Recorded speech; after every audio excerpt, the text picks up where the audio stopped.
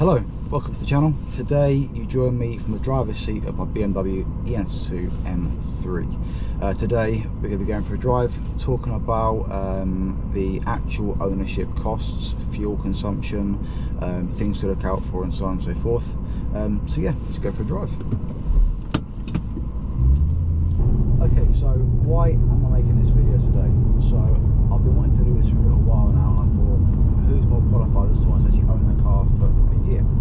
Long and short of it is, the car supposedly is sold. There's someone coming down tomorrow to have a look at it. 4 hours away. To me that means taking it away. I could be wrong. I've been wrong before, but yeah, hopefully it goes tomorrow. I say hopefully because I like to try all the different cars out there, and this just freed up the money for me to be able to go and have a look at what else is around. With this particular car, I am the 5th owner, and I've had it for a year, which for me is a long time, to be honest with you. I like to stop and change faster than that if possible. When I bought this car, it was between this and an F-Type jack, because they both sound very, very good. They're both not incredibly fast, but offer the same package of nice car, good sound, but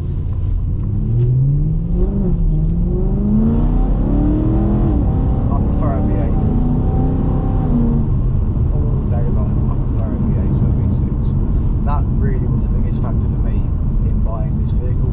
It was the S65 V8, which according to BMW produces 414 brake horsepower and 295 foot-pound of torque, which, to be honest, is not fast by today's standards. It's just not. If you had a modern Golf R that is stage 1 or whatever ridiculous things they do to these things, it's faster than this. That's long and short of it. This is not a fast car by today's standards, but you don't buy this car to be a fast car, in my opinion. You buy this car because of what it is and what it represents. Now, you don't get out of a modern car this.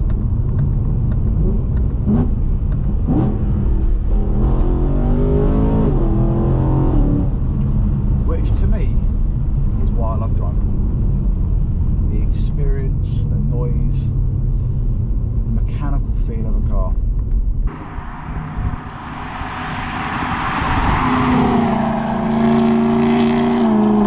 The problem is, all that noise comes at a cost. Fuel consumption.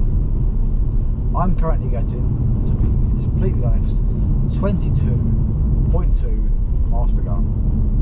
It jumps from that to 22, so it's always around 22-ish. That really isn't that bad. When you consider that I had the Golf R getting 24, 25, this really isn't that bad. And it seems that when you go on the owners forums for these cars, the C63, it's like a contest of who has the smallest you know what, of who can have the lowest MPG average, and it'll scare potential buyers away when they ask legitimate questions. What is the expected MPG? The response is usually, if you need to ask that question, you can't afford that car. Nonsense. I drive this car every day, so the fuel consumption was a factor in me buying it. And I was told it would be 18 to 20, which wasn't far off it, but I'm getting 22. My journeys are very mixed. It's very much country lanes, town. It's very, very, very rarely motorway driving, so it's a mixture. 22 MPG for me is acceptable. I'm happy with that, and as a backup to what I say, this is every single fuel receipt I've ever had for the car, and I worked out this morning thinking it would be extortionate over the last 12 months. It wasn't. I've done 7,000 miles, and it's cost me just shy of £1,000 to fill it up. Now the tax costs on this car are now £690 £195 per year at the time of filming, which basically means that just to drive this car daily at 7,000 miles a year without any maintenance involved, it's going to cost you, say, £1,700 a year, which is a lot of money. I appreciate that, but it's not as bad as they make it out to be. People say that you're going to get 12, 15 MPG. You're not, okay? You're not, unless you're doing traffic journeys constantly in the middle of London, then yeah, you might do. If you're driving the car like a normal person, not putting your foot down everywhere, you will easily achieve above 20. Now, maintenance costs. When it comes to a yearly service, if you take this car to a BMW garage, I have invoices for a BMW full service that cost the previous owner £717. That is ridiculous, okay? I appreciate that the car takes a lot of oil, 8.8 litres, which is the majority of that cost, but to service this car fully at £717, go elsewhere. Go and find yourself a good independent garage that will do it for you for, I'll imagine, under £450. If you supply the parts yourself from, say, a Euros, a GSF, motor parts, that kind of thing, you can get the parts for around £350, and then you can get someone to fit it for you. It ain't going to be £717, it just isn't. So go and find yourself a good independent garage.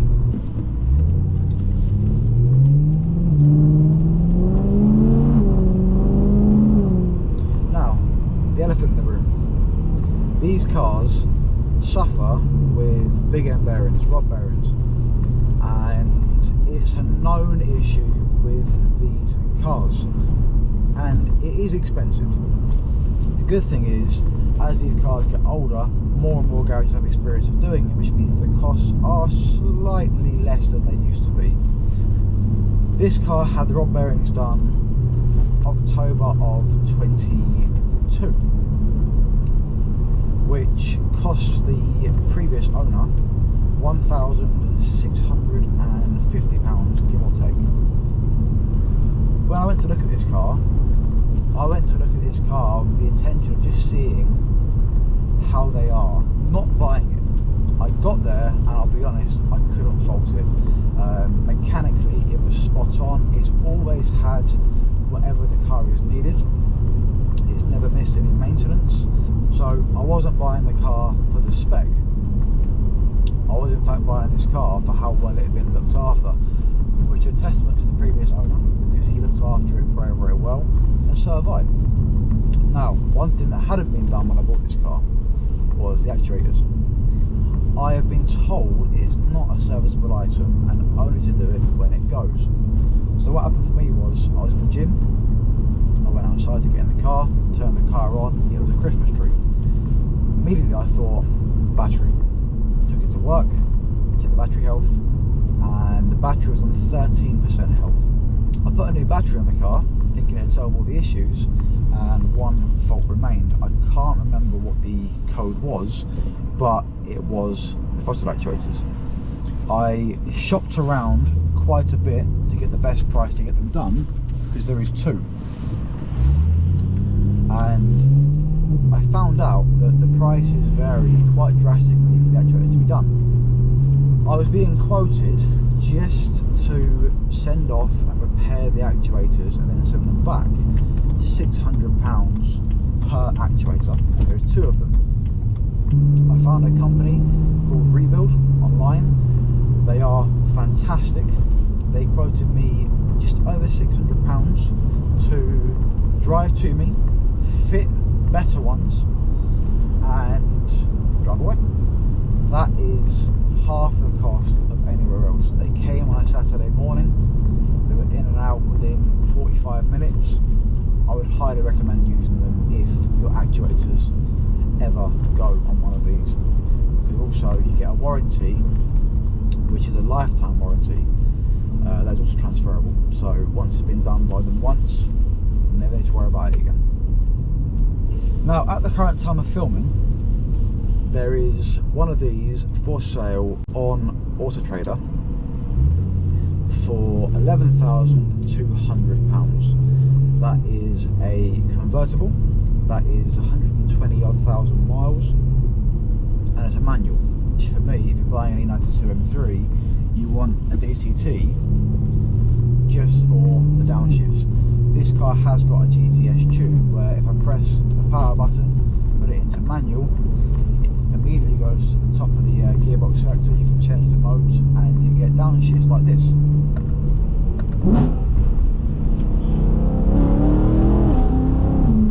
It just sounds fantastic. It really does. It's one of them cars that you don't have to drive 100 mile an hour to enjoy it. You can drive, currently I'm doing 36 mile an hour roughly in a 40, and I've got that incredible sound behind me that really is just brilliant.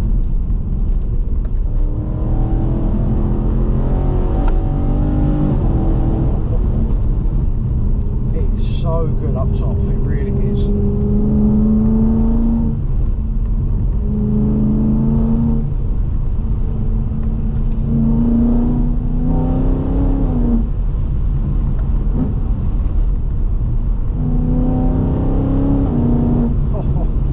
Genuinely, the sound of this car, it doesn't get any better because it's all up top. It's a high revving V8, which is so good. It really is.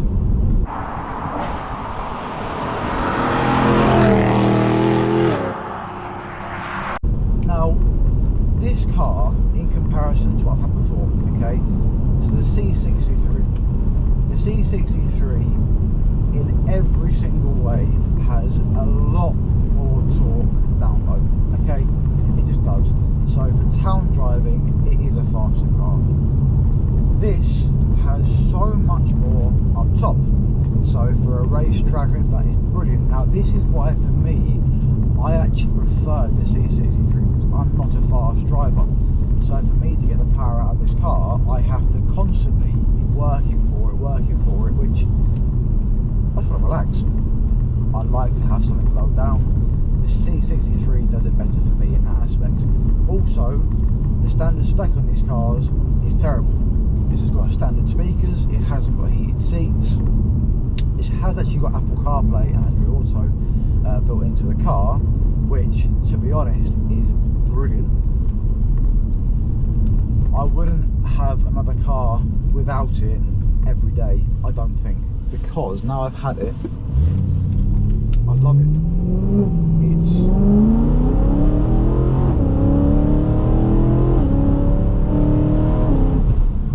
just brilliant.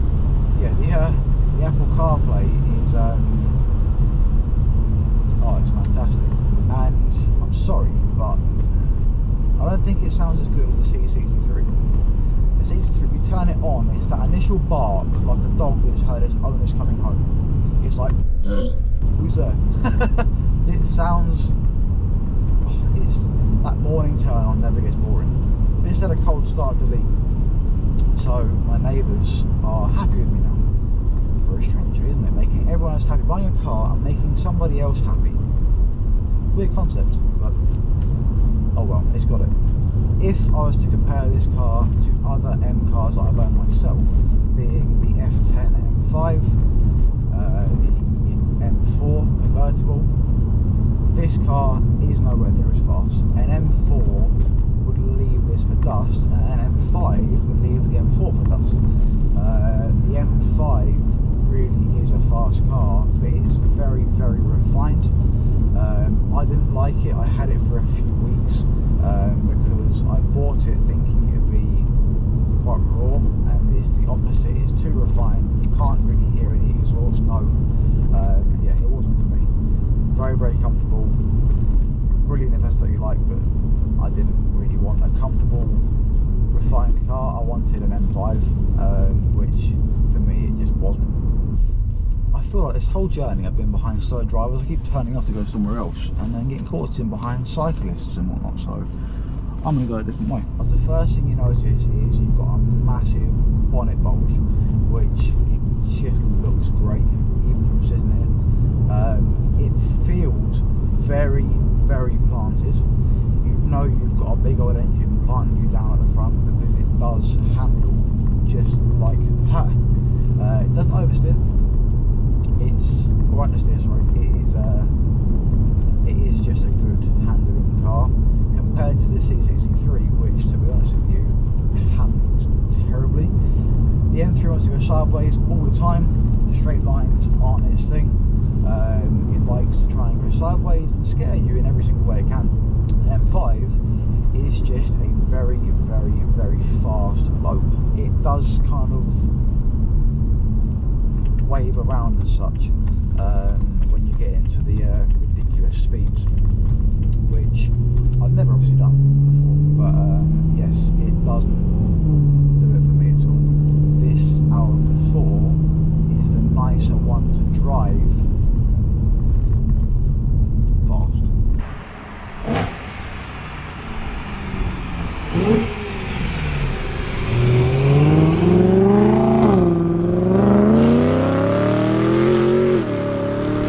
Out of the lot, which will I have or buy again? The Mercedes, because it's got the initial down low grunt and the morning bark that never gets old. For me, I'm not about going 95 mile an hour on a 30, which you feel like you kind of have to do to get any power out of these. I prefer being able to kind of put my foot down, get planted back, and then relax. And the C63 is just that. Don't get me wrong, this is fantastic at what it does, but it's definitely more suited to someone that is willing to rev the car out and get the most out of it. What's next? I don't really know, to be honest with you. When you look at the cars you can get for circa £20,000, there's quite a lot. I love Jap cars, and I always thought it would be Jap car next, but when you actually consider how much money a Jap car is for what you're getting for the car, it's quite ridiculous. If you look at an S15, if you look at a Skyline, they're silly money. When you think that you can get one of these a lot less than that. Anyway, so I think I'll leave it there. This is potentially the last ever drive I'll have in this car. It's been a pleasure to own the car, and like I say, it really hasn't cost me as much as it could have done. I've lost a lot of money in depreciation, admittedly, but yeah, this is the last time driving this car, which if all goes to plan, I don't know what's next. If you've got any cars that you want me to review or do a video on, let me know. I have a car garage, so I have access to many different cars that come in as and when they come in. So yeah, if you've got any requests, drop it in the comments, and I'll see you soon. Take care.